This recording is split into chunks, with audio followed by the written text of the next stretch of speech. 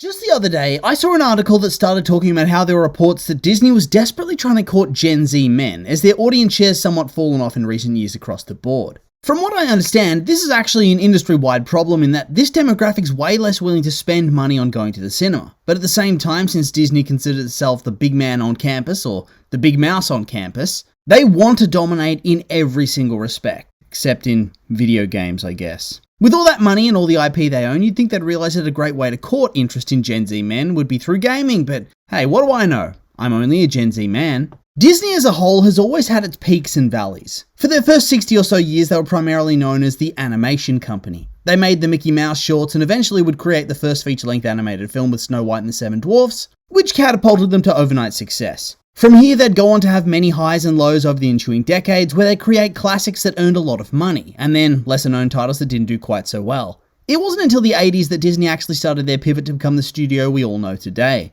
Prior to that, they were known, as I said, for their animation, and then also family-friendly live-action content. But then they started to really expand and become a juggernaut, and of course with that comes, in turn, ups and downs of their content and success. The Disney Renaissance came in the late 80s and early 90s, peaked in 1994, and then dwindled throughout the rest of the decade before the post-Renaissance era became a struggle for the studio. Meanwhile, their live action was creating young stars through Disney Channel and their live action movies. Then they were also able to heavily court a male demographic through the likes of films such as Pirates of the Caribbean, which was a massively successful franchise for much of the decade. So I think it was clear that when one aspect of their business was down, another would be up, and they'd even be able to buy out other studios to bulk out their filmography and their output of films, and by doing so, plug the gaps in their demographic reach. They bought Pixar out in 2005, Marvel in 2009, Lucasfilm in 2012, and then 20th Century Fox in 2019. They had a huge spread of films and genres that could cater to anybody that they choose, and for a good long while this was working out very well.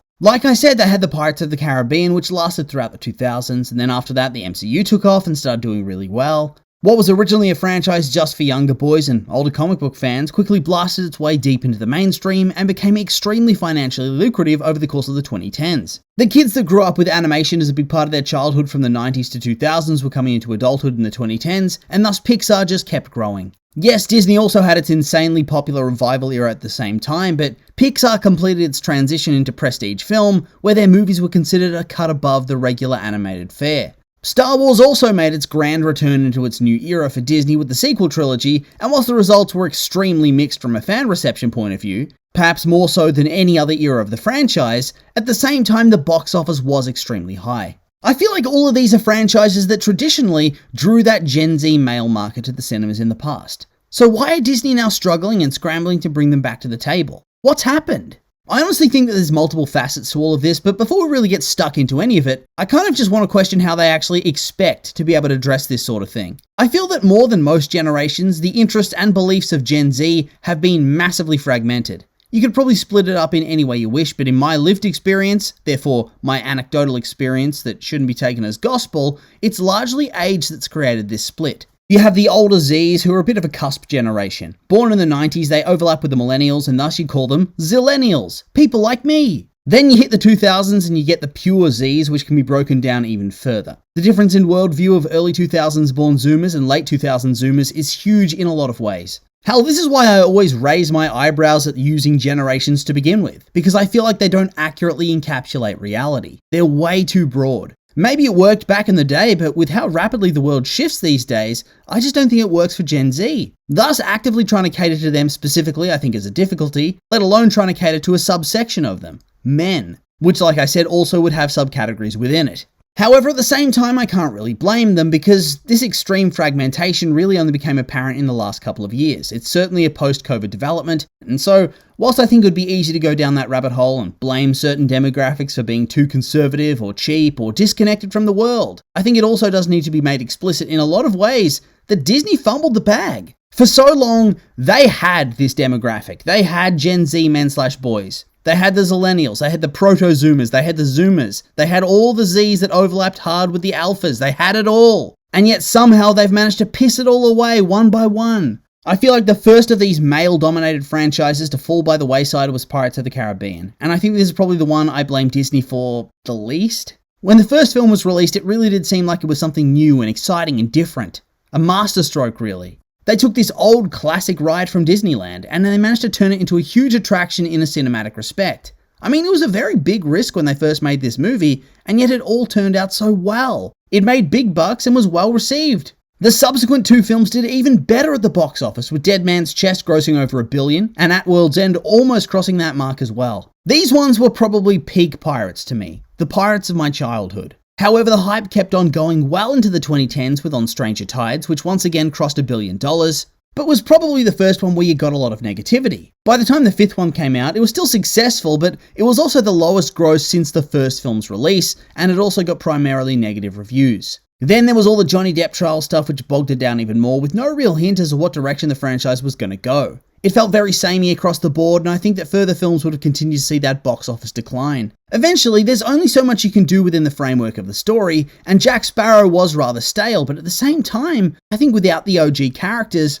nobody would have cared. There was nothing to be done about it. Then we come to the second male-driven franchise to really crumble before our eyes in the 2010s. It's a franchise that certainly draws in fans of all demographics, but I think it's always had a bit of a male skew. We're talking Star Wars. This is a franchise that touched pretty much every single generation. Boomers and Xers and maybe some really elder millennials grew up with these films and went to see them in the theaters. The bulk of the rest of the millennials got to see them on VHS and were kids and teens coming into adulthood for the prequels, whilst the child demographic for those films were the elder Gen Z. The long gaps between installments would mean that large pools of audiences would grow up with these films, which meant big returns for the sequel trilogy. Yeah, the older gens leaned to disliking the prequels, but youngsters generally loved them, hence why they now enjoy a much better reputation. I think a major problem for Disney, though, is that potentially this is going to be far lesser for the sequels. Because whilst the prequels have issues, sure, they also have a clear creative direction and vision that all works together. Plus, the ending for both the original trilogy and the prequels were well executed and wrapped up the stories in a way that made a lot of sense and tied everything together nicely. They were very memorable films with big moments. It doesn't feel like the sequels really had that. It's clear that for some reason, the Disney era of Lucasfilm decided to give their writers and directors the ball completely in terms of creative vision. It seems that they were just able to do whatever they wanted in terms of the story and what the characters were going to do, and so The Force Awakens feels like it's setting up a different trilogy than what we got with The Last Jedi and The Rise of Skywalker. The Last Jedi feels like it's the middle point for a different trilogy to The Force Awakens and The Rise of Skywalker, and The Rise of Skywalker feels like a different finale to both The Force Awakens and The Last Jedi. It's like they've spliced 3 separate trilogies into one, and obviously it doesn't work. I think there's going to be way less apologia for the sequels than there were for the prequels, simply because of this. Kids aren't stupid, they can tell when something's not especially good. I feel like this is very much the case here, and so time will tell whether it can bounce back. I think it's clear why Disney took such a long time off from the films because of all of this. Then we come to the other massive franchise that was clearly supposed to draw in a male demographic, and over the years spiraled to become one of the biggest franchises ever. The MCU. One of their biggest success stories ever, and it all came to a head with the huge 2-part finale of Avengers Infinity War and Avengers Endgame, which both grossed over $2 billion apiece, and served as an ending to a 10-year saga that had been built up. A bunch of storylines wrapped up, but most importantly, it saw the farewell of some of the most iconic and popular characters in the franchise in the form of Captain America and Iron Man. It was the definitive end of an era. To me, it was pretty obvious at the time that the hype and the cultural phenomenon had reached its zenith, and there was nowhere to go but down. They'd have to carefully curate things to try to retain as much of the audience as they possibly could, but it seemed to me that pretty much everything that could go wrong did go wrong. Chadwick Boseman, who was very obviously going to be an anchoring character in the MCU who'd step in to fill that big character void, sadly died in 2020, while Spider-Man often has to be kept somewhat separate from the MCU at large due to the deal with Sony. Thus, he often lives in his own bubble except for the huge movies. On top of that, I presume corporate oversight and greed led to them making more shows for Disney Plus that felt like required viewing to understand things that were going on in some of the movies. The stories were becoming oversaturated and the actual quality of the scripts was on the decline too. However, they did actually manage to maintain momentum at first. Spider-Man Far From Home was a huge hit in 2019 just after Endgame, and then COVID came and it took a while to bounce back from that. Black Widow went to Disney Plus, and Shang-Chi and the Eternals didn't get the big explosive numbers of the past. However, I think that Shang-Chi did do okay and still got a good reception. Eternals was the first film that I think had people wondering what the hell is going on. Then Spider-Man came back and everybody was all aboard the hype train again and the money was a-flowing. Following that, we came to Doctor Strange 2, Thor 4, and Black Panther 2. Black Panther was good and managed to fill the big gap left with no T'Challa, but the other two were directionless messes and just didn't work. They still grossed good money, however I think this is the point that the audience started to clue in that the films just weren't the same, and the hype started to really die. Ant-Man and the Wasp: Quantumania was a massive flop. It started strong, but then the word of mouth just killed it because the movie wasn't any good. Guardians 3 did well due to name value and the fact that it was just straight up good, but then Marvel's was an outright flop. A major financial failure from a character who was supposed to be an anchoring point for the franchise. Captain Marvel 1 grossed over $1 billion, and then here, it didn't even make back its budget. I wonder, would it have done better marketed as Captain Marvel 2? Guess we'll never know. Then we came to Deadpool and Wolverine, which was once again massively popular, but since then it does seem as if the box office has been very muted. Captain America 4, The Thunderbolts, and then Fantastic Four: First Steps probably didn't get the box office response that Marvel and Disney were hoping for by any means, especially those first two. Have any of them broken even this year? So I guess what I'm trying to say is that, on paper, they have the tools they need to court that specific audience. You can talk all you like about how younger members of Gen Z skew conservative and push back against what they perceive to be woke and thus they won't see certain things. You can talk about how a lot of Gen Z men don't have available funds to go and see certain films when they feel like it, and so they have to prioritize whatever they desire. You can talk about how they prefer playing video games instead of watching films or TV. It really doesn't matter. Because I think that based on all available metrics, you can see that if you build it, they will come. This is true for quite literally every single demographic, and Gen Z men are no exception. A few years of mid-films combined with high ticket prices had killed the desire for parents to take their kids to see Disney and Pixar. But when they started giving them something that they know has a good chance of being good, like a sequel, well, what do you know? They all came in droves. This is the exact reason why Illumination hasn't had that post-COVID slump like every other big animated studio, because they kept churning out the same stuff they always have, and people appreciate that known quantity. On top of that, we can also take a look at the nostalgia bait films that draw in older audiences for their nostalgic hits. That's something that's becoming more prevalent than ever before. I mean, take a look at the success of Lilo and Stitch this year for proof. A lot of those tickets were from early Gen Z women who grew up on the film themselves. It's proof that you can lure people back, you just have to make what they want. On top of that, I think it's clear that you actually can get Gen Z men to come to the movies. Avatar: The Way of Water, anybody? I refuse to believe that you can gross that much money without a big portion of every single demographic getting on board with it. There's just no way. It's very doable, and you do it by pandering to nostalgia at first and making good films to build up that loyalty. Maybe you could argue that the rising conservatism and pushback against wokeness could be attributed to the decline in Gen Z men, but once again, Avatar is quite literally an anti-colonial movie about how colonizers destroyed native culture. About how that type of mindset and belief is a disgusting thing to be condemned. It's not subtle in that messaging at all, yet it always does well at the box office. And you know why?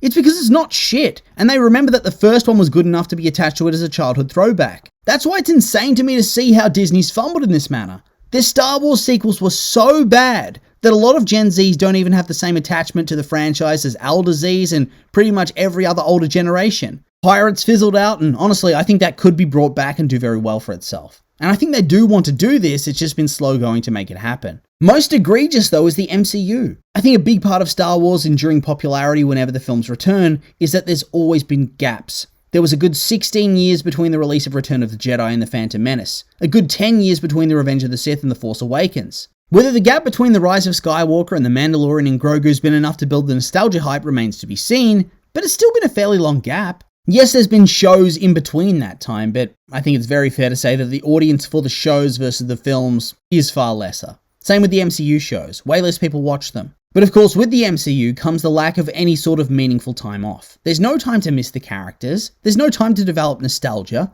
because how can you get nostalgic for something that never went away? Especially when over the years before your eyes the quality begins to slip, and you start to think it's a waste of time and money. In a way, I think that they well and truly shot themselves in the foot, because if they actually took some time off and tried to go for a soft reboot where they mapped it all out where they want to go and came back with a huge bang, they could have made a lot more money for a longer time. But instead, they kept going with the expectation that everything would go on forever. They lost the casual audience first, because of course they did, but now they've lost so much of their core target audience too, that I just don't see how they recover at this point. Maybe a full reboot's what they need. Well, that and perhaps a gap where there are no releases. After all, once again, you cannot miss something that refuses to go home. I think I can also acknowledge that there are factors that are largely out of Disney's hands too. The increasing cost of living is a big one that's seen numbers decline across the board, no doubt, but I do think that this only means that viewers are going to prioritize certain things, and if things are deemed to be trash, it is difficult to come back from. I do feel like it's a very unforgiving time in cinema in that way, and Gen Z men seem to be more unforgiving than most. I just hope that Disney doesn't try to do anything stupid and try to hard pivot and try to grab that audience in different ways. The priority should be increasing interest in franchises that are a proven draw for this type of demographic. But doing things like altering course for the likes of your animated content to be more Gen Z male-centric, that'd be a huge mistake, for instance. After all, look at what the two most successful eras of Walt Disney Animation have in common with the Renaissance and the Revival. They gotta stick with that. In the end, this is a world of nostalgia, and currently Disney is to play the hits to get a lot of different demographics to the cinemas in any real numbers. But this is especially true for Gen Z men. But there is good news. They have the franchises. They just have to make them good. Good stories, compelling characters, that's what's gonna draw interest in this day and age. They need to bring Star Wars back to what it was, so hopefully Mando and Grogu have the narrative legs to see that through, combined with Starfighter and whatever else is in the pipeline. I think the name brand will get them through the door, but beyond that, they need good writing. It's really as simple as that. The non-episode stuff, especially for Star Wars, is going to be risky if it's bad. The numbers could rather rapidly fall, so I think it's very crucial. Bringing back Pirates is obviously another no-brainer at this point to see whether an audience could actually be there and sustained, and then... yeah, the MCU, I don't see how to fix that. I think overall we'll have a better idea post-Avengers. Spider-Man's obviously going to be a big hit because it's Spider-Man, but we need to see what the plans are going forward. I'm not hugely optimistic though. Like I said, nostalgia will win the day for now, but I also think they need to try to get some more franchises off the ground if they can. Something that can attract the current demos, but then also be nostalgia bait for the little kiddies of today. We'll have to wait and see though, and in the end, these have all been my opinions and I'd like to hear yours. What do you think of all we've discussed today? Do you agree with what I've had to say, or maybe you think I'm way off base? I'm curious for your thoughts, so make sure to like, comment, and subscribe, and let me know.